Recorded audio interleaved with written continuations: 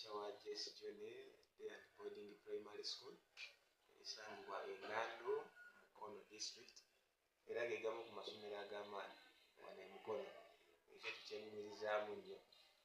Turn-up y'abaana kati ffe nga wano abaana batandise okujja jjo ku Sunday.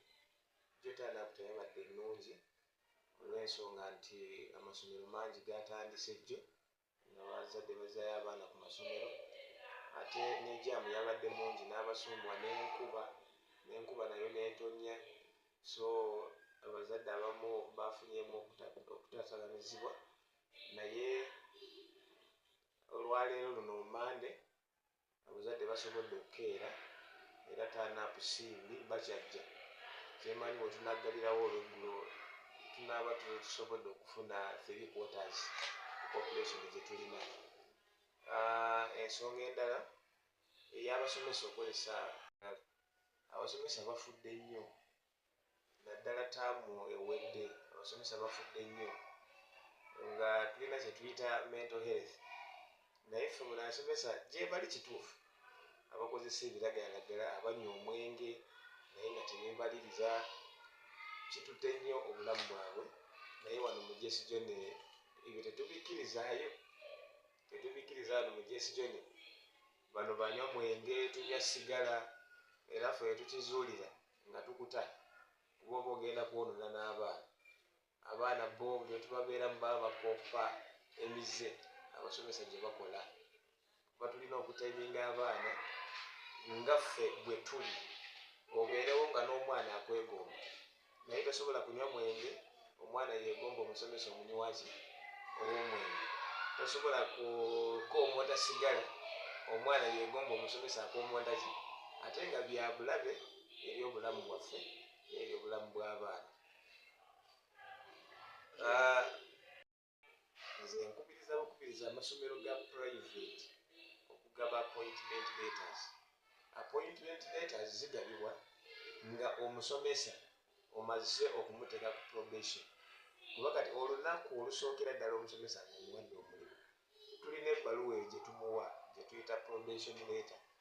Eyo ebbaluwa omusomesa gy'akolerako nga omusitaadinga embeera ze characters ze anaasobola okukola omulimu oba taasobola. Eyo ebbaluwa eba ya myezi 6 kati bw'okizuula nti anaasobola awo omuweera appointment letter as a permanent teacher era appointment letter ebeerako buli ssomero libeera ne periodi lyayo nti oba appointment letter ya myaka 2 oba 3 ne mugikola renewal.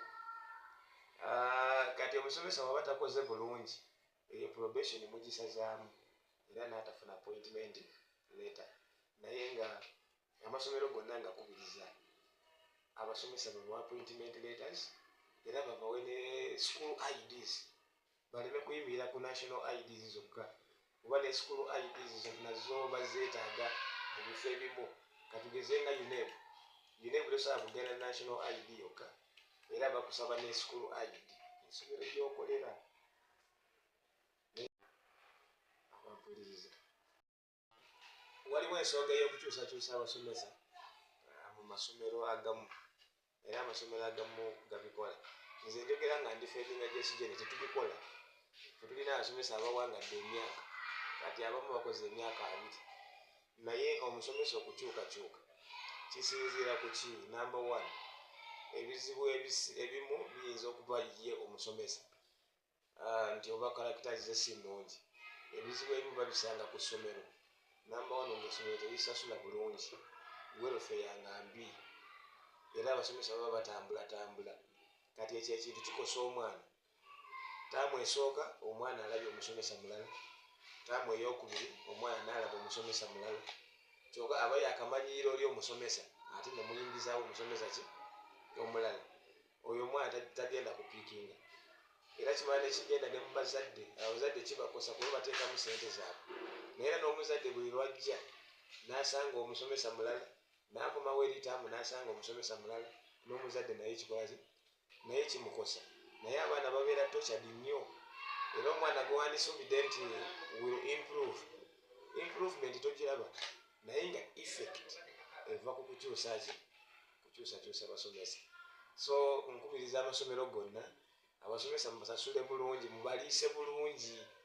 Endya kintu kikulu ku bulamu bw'omuntu, naddala omukozi afiiringa comfortable ku mulimu gy'ali ng'asasulwa bulungi, conditions nnungi, endya nnungi. Awo tuwangaaze abasomesa mu masomero batukolera emyaka gye baagala.